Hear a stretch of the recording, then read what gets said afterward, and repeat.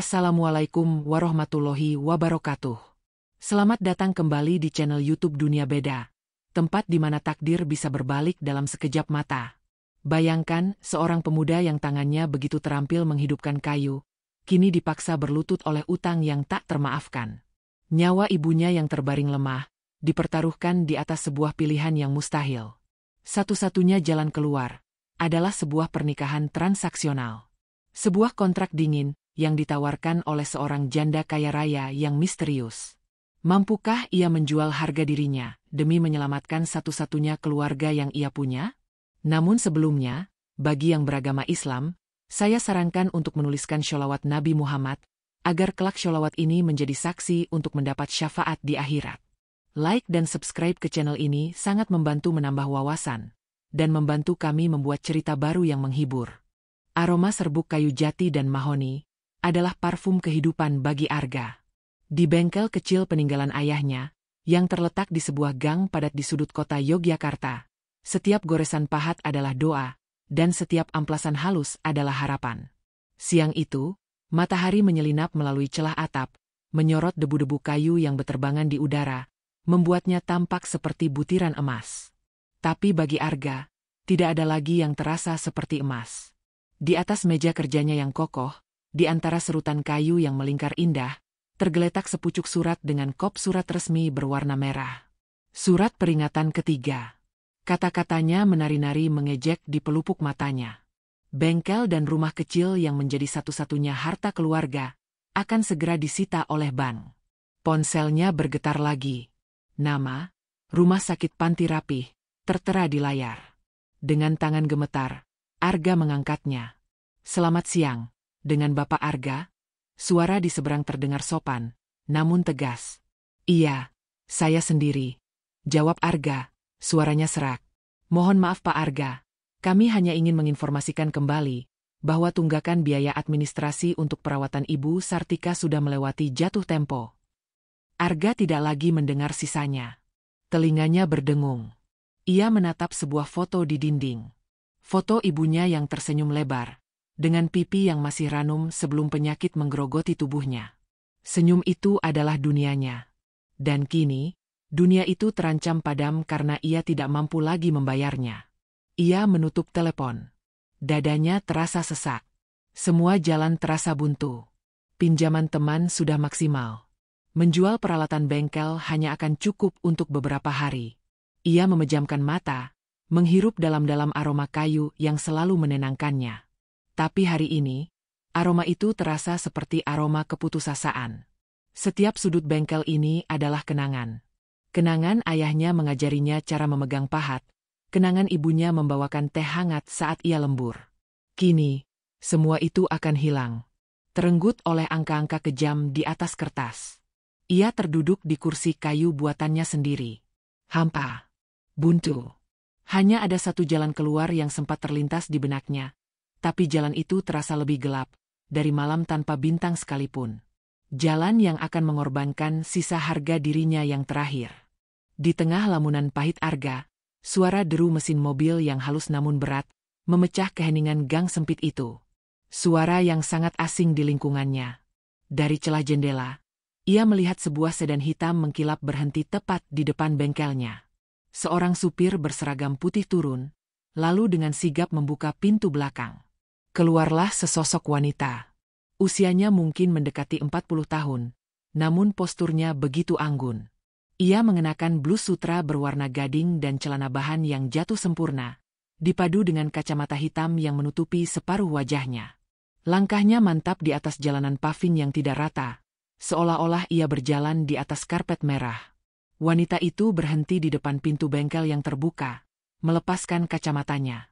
Matanya tajam, namun sorotnya menyiratkan sedikit kelelahan. Permisi, apa benar ini bengkel mebel peninggalan Pak Suryo? Tanyanya, suaranya jernih dan berwibawa. Arga tersentak. Nama ayahnya disebut. Ia segera berdiri dan menghampiri. Benar, Bu. Saya Arga, putranya. Wanita itu tersenyum tipis. Saya Riana. Dulu, ayahmu pernah membuatkan beberapa perabot untuk rumah saya di Jakarta. Karyanya luar biasa. Arga hanya bisa mengangguk kaku. Saya kemari, lanjut Riana, matanya berkeliling mengamati setiap sudut bengkel yang berantakan, karena ada satu kursi antik peninggalan almarhum suami saya. Saya ingin kursi itu diperbaiki oleh tangan yang tepat. Tangan yang mengerti jiwa dari kayu, seperti ayahmu dulu. Selama beberapa menit berikutnya, Arga seolah lupa pada masalahnya. Ia dengan antusias menjelaskan jenis kayu pada kursi yang digambarkan Riana, kemungkinan kerusakannya, dan teknik yang akan ia gunakan. Gairahnya terpancar. Riana mendengarkan dengan saksama. Namun, tatapan matanya sesekali melirik ke arah meja kerja Arga, tepat ke arah surat peringatan ban yang sebagian tertutup oleh amplas. Arga yang menyadari arah pandangan itu, cepat-cepat menggeser tumpukan kayu untuk menutupinya. Wajahnya memerah karena malu. Riana berpura-pura tidak melihat. Baik, Arga. Kirimkan saja penawaran harganya. Saya akan pertimbangkan, katanya sebelum berpamitan dan kembali masuk ke dalam mobilnya yang mewah. Mobil itu pun melesat pergi, meninggalkan Arga dengan secercah harapan kecil. Mungkin ini jawaban dari doanya. Sebuah proyek besar yang bisa menunda bencana. Namun, harapan itu hanya bertahan 2 hari. Riana kembali datang, kali ini tanpa basa-basi. Ia langsung duduk di kursi yang ditawarkan Arga, tatapannya lurus dan serius. Arga, saya tidak kembali untuk kursi itu, mulainya. Saya melihat surat dari bank tempo hari. Saya juga sudah mencari tahu tentang kondisi ibumu. Jantung Arga serasa berhenti berdetak. Saya kembali untuk menawarkanmu sebuah kesepakatan, lanjut Riana, suaranya tenang tanpa emosi. Saya akan lunasi seluruh utangmu di bank. Saya akan tanggung semua biaya pengobatan ibumu sampai sembuh total. Saya akan berikan modal agar bengkel ini bisa berdiri megah. Arga terpana, tak mampu berkata-kata. Ini keajaiban. Tapi, Riana menjeda, ada harga yang harus kamu bayar. Ia menatap Arga lekat-lekat. Menikahlah dengan saya. Jadilah suami saya, di atas kertas, selama 2 tahun. Dunia Arga seakan berhenti berputar. Udara di dalam bengkel terasa tipis, sulit untuk dihirup. Suami di atas kertas. 2 tahun. Kata-kata Riana menggema, memantul di antara tumpukan kayu dan peralatan pahat. Ini bukan pertolongan. Ini adalah transaksi jual-beli. Dan komoditasnya adalah dirinya sendiri. Ia tidak langsung menjawab. Ia hanya meminta waktu 1 hari. Malam itu, Arga tidak bisa tidur.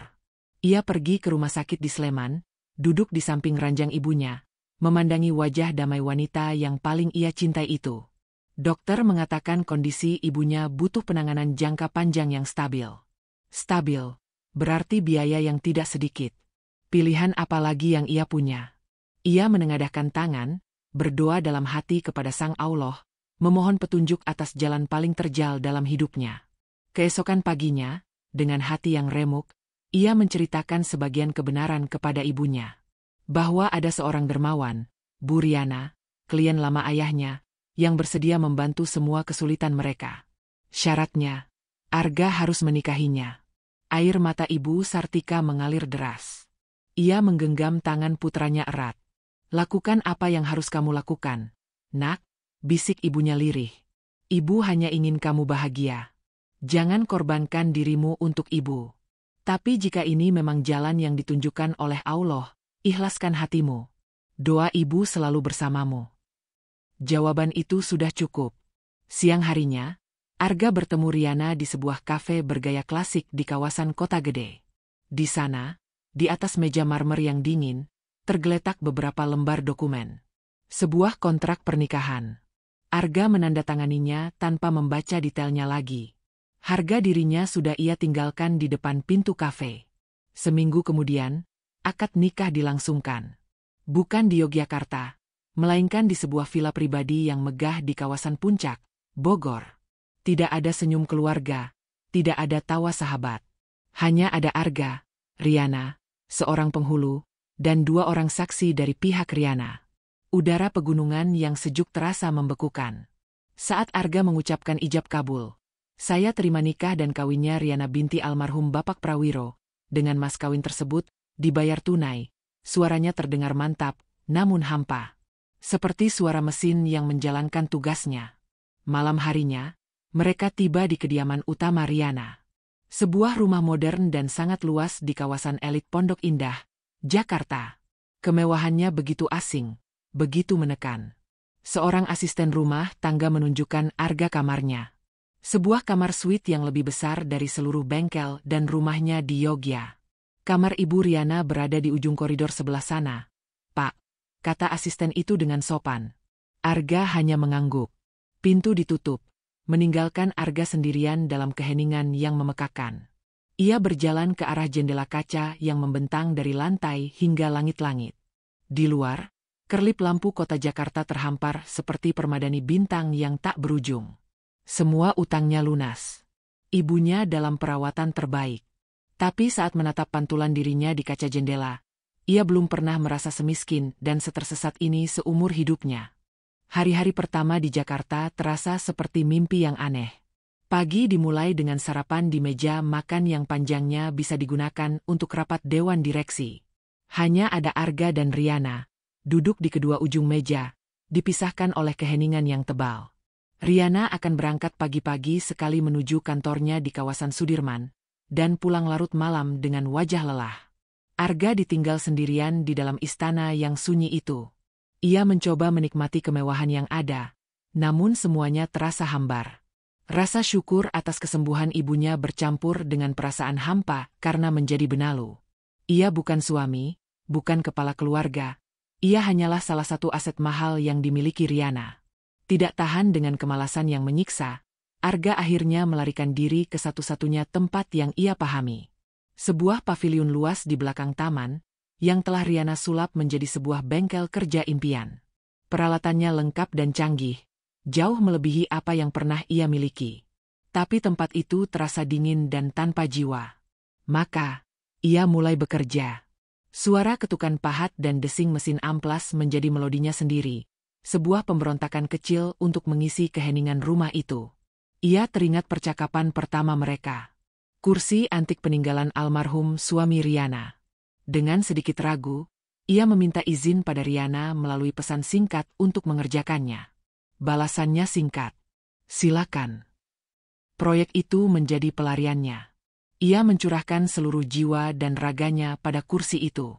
Ia bisa merasakan sejarahnya, sentuhan tangan pemilik sebelumnya, dan kerapuhan yang tersembunyi di balik ukirannya yang rumit. Suatu malam, Riana pulang lebih awal dari biasanya. Ia lelah setelah rapat yang panjang. Saat melintasi taman untuk masuk melalui pintu samping, ia mendengar suara ketukan ritmis dari arah paviliun. Lampu di dalam sana menyala terang. Penasaran, ia berjalan mendekat, bersembunyi di balik rimbunnya pohon Kamboja. Dari sana, ia melihat Arga. Punggungnya yang tegap sedikit membungkuk, wajahnya fokus, tangannya bergerak dengan luwes dan pasti di atas kayu. Tidak ada lagi raut kebingungan atau rendah diri seperti yang biasa ia lihat di meja makan. Yang ada di sana adalah seorang seniman, seorang maestro yang sedang menumpahkan jiwanya ke dalam karyanya. Untuk pertama kalinya, Riana tidak melihat pemuda yang ia bayar. Ia melihat seorang lelaki dengan gairah yang menyala. Tiba-tiba ponsel Riana berdering, memecah lamunannya. Nama, Hartono, muncul di layar. Wajah Riana seketika mengeras. Hartono, dengarkan saya, desis Riana tajam, suaranya pelan namun penuh tekanan. Saya tidak akan pernah menjual saham peninggalan almarhum suami saya. Jangan coba-coba bermain api di belakang saya. Ia mematikan telepon dengan kesal, lalu kembali menatap ke arah paviliun. Arga masih bekerja, tidak menyadari apapun. Beberapa hari kemudian, pekerjaan itu selesai. Arga membawa kursi yang telah pulih kemegahannya ke ruang keluarga, menempatkannya kembali di sudut dekat perapian yang tidak pernah dinyalakan. Malam itu, Riana pulang dengan wajah yang lebih kusut dari biasanya. Ia melangkah masuk ke ruang keluarga dan langkahnya terhenti. Matanya terpaku pada kursi itu. Ia berjalan mendekat, perlahan, seolah takut benda itu hanya ilusi. Jarinya yang lentik menyusuri setiap lekuk ukiran yang kini tampak hidup kembali. Arga hanya bisa mematung di ambang pintu, menahan napas, tidak tahu harus mengharapkan reaksi apa. Riana tidak berkata apa-apa. Ia hanya terus mengelus sandaran tangan kursi itu. Dan di bawah cahaya lampu yang temaram, Arga melihat sesuatu yang tidak pernah ia bayangkan sebelumnya. Sebutir air mata jatuh membasahi pipi Riana yang selalu tampak tegar. Melihat air mata itu, insting pertama Arga adalah mundur dan menghilang, memberi Riana ruang. Namun, saat ia berbalik, suara Riana menghentikannya. "Tunggu." Arga berhenti, tapi tidak berbalik. Kursi ini, suara Riana terdengar sedikit bergetar. Bagi orang lain, ini hanya perabot. Bagiku, ini adalah kenangan terakhir. Kamu membuatnya hidup lagi.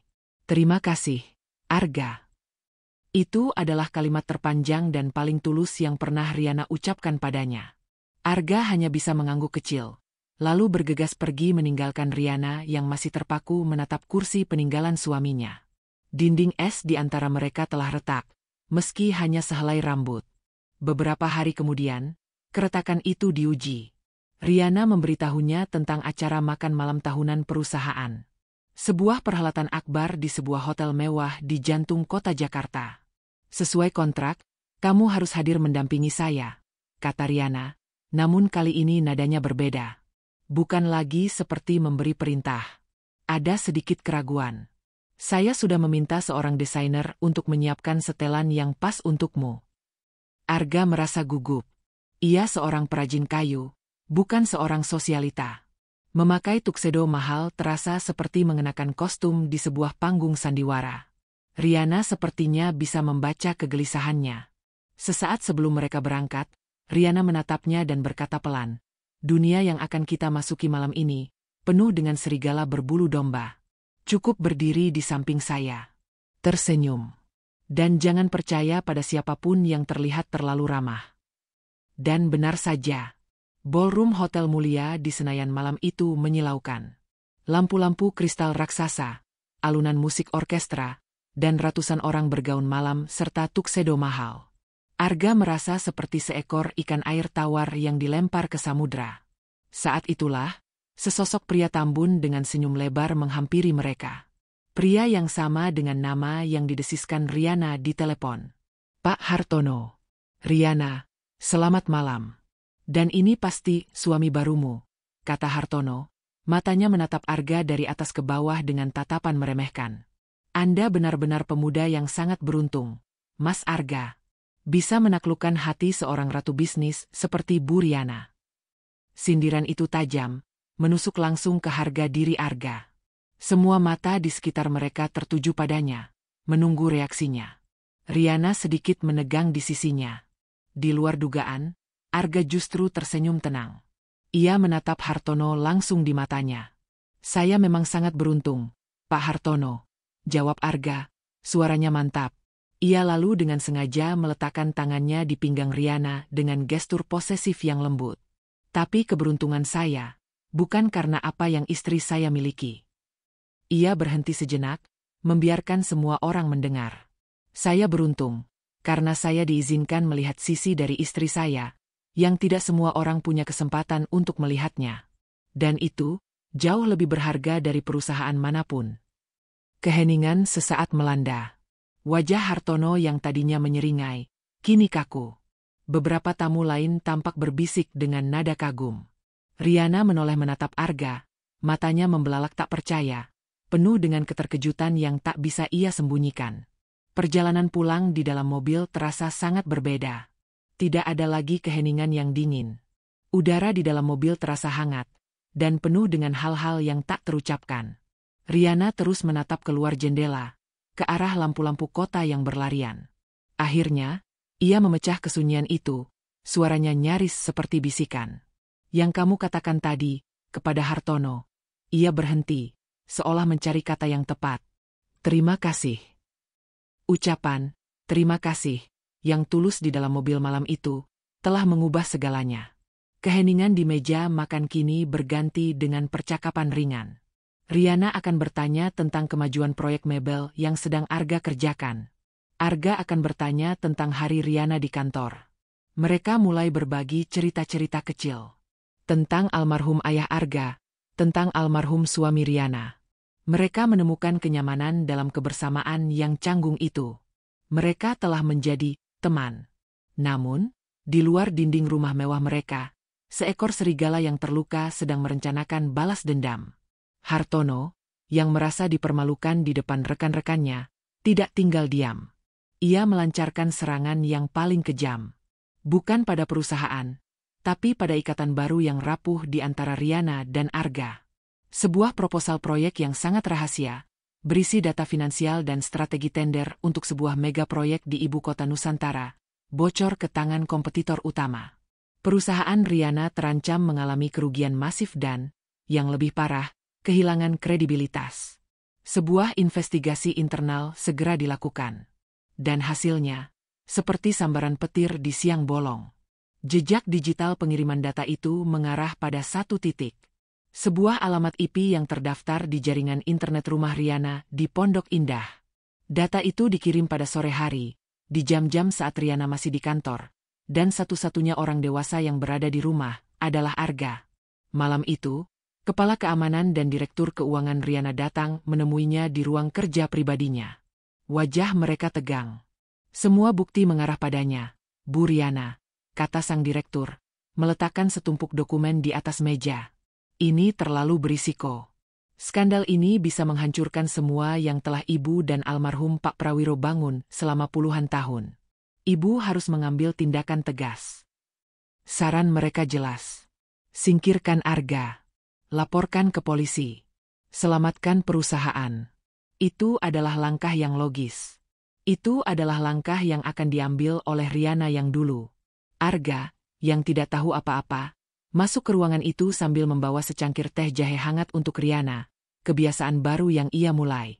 Ia melihat wajah-wajah tegang dan tumpukan dokumen di meja. Ada masalah, RI? Tanyanya pelan. Ini pertama kalinya ia memanggil nama Riana tanpa embel-embel, Bu. Riana mengangkat wajahnya. Matanya menatap Arga lekat-lekat, mencari kebohongan, mencari pengkhianatan. Tapi yang ia temukan hanyalah ketulusan dan kekhawatiran di mata pemuda itu. Dengan napas berat, Riana menatap kedua direkturnya. Kalian boleh pergi. Biar saya yang bicara dengannya. Setelah mereka pergi, Riana menunjuk ke arah kursi di hadapannya. Arga duduk dengan perasaan tidak enak. Seseorang telah membocorkan proposal proyek IKN, kata Riana, suaranya datar namun penuh tekanan. Dan semua bukti mengarah kepadamu. Dunia Arga runtuh untuk kedua kalinya. Ia melihat log data di atas meja. Ia melihat alamat IP dan waktu pengiriman. Ia mengerti betapa buruknya ini terlihat. Ia membuka mulut untuk menyangkal, untuk membela diri, tapi tak ada suara yang keluar. Ia menunggu. Menunggu teriakan, makian, atau panggilan telepon ke pengacara untuk mengurus perceraian mereka. Namun, yang dilakukan Riana sungguh di luar dugaannya. Wanita itu mendorong tumpukan dokumen itu ke hadapan Arga. Aku tidak percaya kamu pelakunya, kata Riana tegas, tatapannya tak goyah. Tapi aku butuh bantuanmu untuk membuktikannya. Ia mencondongkan tubuhnya ke depan. Suaranya kini lebih pelan, lebih personal. Bantu aku menemukan kebenarannya, Arga. Malam itu, ruang kerja Riana yang biasanya dingin dan formal, berubah menjadi medan perang sunyi. Kertas-kertas berserakan. Cangkir-cangkir teh yang telah dingin menjadi saksi bisu. Untuk pertama kalinya, Arga dan Riana bekerja bukan sebagai dua individu yang terikat kontrak, melainkan sebagai satu kesatuan yang berjuang untuk kebenaran. Riana dengan jaringan dan pemahaman bisnisnya, Arga dengan mata seorang seniman yang terlatih melihat detail terkecil. Mereka memeriksa setiap baris data, setiap piksel dari bukti digital yang memberatkan Arga. Semuanya terlihat sempurna, desah Riana, memijat pelipisnya yang pusing. Terlalu sempurna. Justru itu masalahnya, sahut Arga. Matanya terpaku pada salinan bukti digital di layar laptop. Sebuah tangkapan layar yang menunjukkan folder berisi data rahasia di komputernya. Lihat ini, Riana, lihat. Ia memperbesar gambar itu. Lihat bayangan huruf di nama folder ini. Lihat bagaimana cahaya jatuh pada huruf A dan R. Berbeda. Dan lihat timestamp digital di sudut bawah, Font untuk angka 7, sedikit lebih tebal dari angka lainnya. Ini rekayasa. Ini ditempel. Mata Riana membelalak. Kebenaran yang dicari Arga bukan pada data yang rumit, melainkan pada ketidaksempurnaan seni memalsukan. Rapat darurat Dewan Direksi digelar keesokan harinya di kantor pusat perusahaan di Jakarta. Hartono hadir dengan keyakinan penuh, menyajikan bukti pengkhianatan Arga dengan pidato yang berapi-api, menuntut Riana mundur karena telah membawa pengkhianat ke dalam lingkaran perusahaan. Suasana tegang. Beberapa anggota Dewan mulai goyah. Saat Hartono meminta pemungutan suara, Riana berdiri dengan tenang. "Terima kasih, Pak Hartono, atas presentasi Anda yang sangat kreatif," kata Riana, suaranya dingin dan tajam. Di layar proyektor utama, ia menampilkan temuan Arga. Ia menunjukkan cacat-cacat kecil pada bukti digital itu, yang hanya bisa dilihat oleh mata yang paling jeli. Wajah Hartono mulai pucat. "Dan satu lagi," lanjut Riana. "Sejak insiden di acara makan malam, saya merasa perlu meningkatkan keamanan. Sebuah firma keamanan siber telah memantau semua lalu lintas data di jaringan saya." Di layar, sebuah video pemantauan jaringan muncul. Video itu menunjukkan dengan jelas bahwa serangan siber yang mencuri data proposal IKN tidak berasal dari dalam rumahnya, melainkan dari sebuah server di kota Manado, server yang terdaftar atas nama sebuah perusahaan cangkang, yang direktur utamanya adalah keponakan dari Pak Hartono sendiri. Skakmat. Dunia Hartono runtuh di depan semua orang. Ia terbukti bersalah, dipermalukan, dan langsung dipecat serta diserahkan pada pihak berwajib. Riana dan Arga telah menang. Kemenangan itu terasa manis, namun meninggalkan jejak pahit.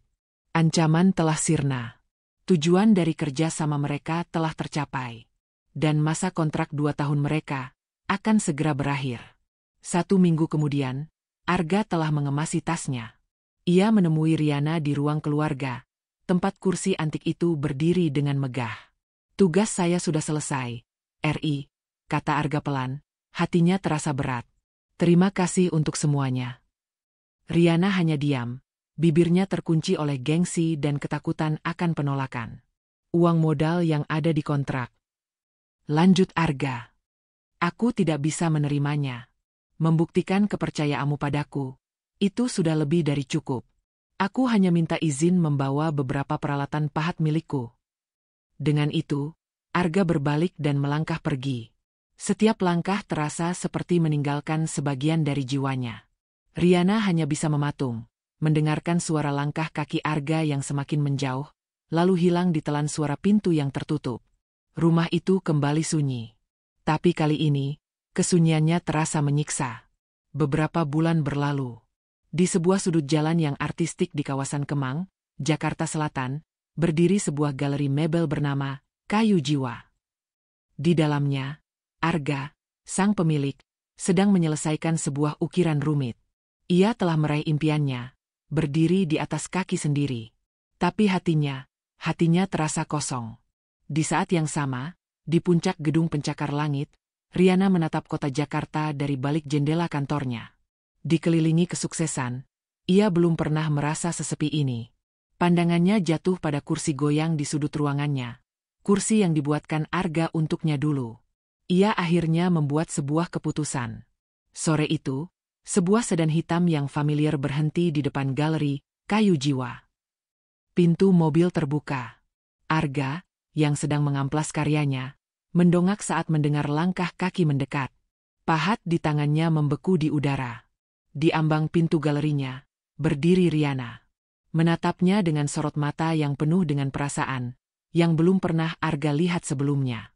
Keheningan di antara mereka hanya dipecahkan oleh suara lalu lintas Kemang yang sayup-sayup. Arga masih mematung, sementara Riana mengambil satu langkah masuk ke dalam galeri, matanya menyapu setiap karya yang terpajang, sebelum akhirnya kembali menatap pemiliknya. "Bengkelmu indah, Arga," kata Riana lembut, suaranya sedikit bergetar. "Tapi, ada yang kurang." Arga mengerutkan keningnya, masih bingung. "Kurang apa?" Riana tersenyum tipis, sebuah senyum tulus yang jarang ia perlihatkan. "Tidak ada kursi goyang untukku di sini." Jantung Arga berdebar kencang. Rumahku, hatiku, lanjut Riana, terasa kosong tanpamu. Aku tidak datang untuk menawarkan kontrak baru. Aku tidak datang dengan syarat apapun. Ia berhenti sejenak, menatap lurus ke dalam mata Arga. Aku datang untuk pulang, jika kamu mengizinkanku pulang bersamamu. Arga meletakkan pahatnya di atas meja kerja. Debu kayu yang menempel di tangannya seolah tidak lagi penting. Ia berjalan mendekati Riana, menutup jarak yang terasa begitu jauh selama beberapa bulan terakhir. Aku sudah menunggumu, bisik Arga, suaranya syarat dengan kelegaan. Sejak hari pertama aku melangkah pergi dari rumah itu. Ia mengulurkan tangannya yang sedikit kasar karena pekerjaan. Riana menyambutnya tanpa ragu, menggenggamnya erat. Tangan mereka yang berbeda, kini bersatu. Di tengah aroma serbuk kayu dan impian yang baru dibangun, mereka tidak lagi terikat oleh kontrak di atas kertas, melainkan oleh ukiran tulus di dalam hati. Mereka akhirnya menemukan jalan pulang. Dan begitulah akhir dari kisah Arga dan Riana, sebuah perjalanan yang dimulai dari keterpaksaan di atas selembar kertas bermeterai, namun berakhir dengan sebuah ikatan tulus yang terukir abadi di dalam hati. Kisah mereka mengajarkan kita sebuah hikmah yang mendalam. Bahwa kebahagiaan sejati seringkali tidak ditemukan dalam gemerlap harta ataupun tingginya kedudukan. Kebahagiaan justru bersembunyi di dalam hal-hal sederhana, seperti ketulusan, rasa saling menghargai, dan keberanian untuk percaya pada orang lain, bahkan saat keadaan terasa begitu sulit. Kisah ini juga mengingatkan kita, bahwa harga diri bukanlah tentang seberapa banyak yang kita miliki, melainkan tentang seberapa jujur kita pada diri sendiri dan pada gairah hidup kita, seperti Arga dengan kecintaannya pada kayu. Dan yang terpenting, terkadang jalan takdir yang paling berliku dan tidak terduga, justru membawa kita pada tujuan yang paling indah. Jodoh bisa datang dari pintu mana saja, bahkan dari pintu yang pada awalnya kita anggap sebagai sebuah bencana. Nah, dari keseluruhan cerita tadi, bagian mana yang paling menyentuh hati kalian? Apakah saat Arga dengan gagah berani membela Riana di acara makan malam? Atau momen hening saat Riana meneteskan air mata ketika melihat kursi peninggalan suaminya telah diperbaiki dengan begitu sempurna? Coba tuliskan pendapat dan momen favorit kalian di kolom komentar ya. Kami senang sekali membaca setiap tanggapan dari kalian. Jika kalian menikmati kisah Arga dan Riana, dan ingin terus mengikuti kisah-kisah menarik lainnya dari kami, jangan ragu untuk menunjukkan dukungan kalian dengan menekan tombol like untuk cerita ini. Dan tentu saja, jangan lupa untuk subscribe channel ini dan nyalakan lonceng notifikasinya. Dengan begitu, kalian akan menjadi orang pertama yang tahu setiap kali kami mengunggah cerita baru yang tak kalah serunya. Terima kasih yang sebesar-besarnya sudah menyimak sampai akhir. Kehadiran kalian sangat berarti bagi kami. Sampai jumpa di cerita berikutnya.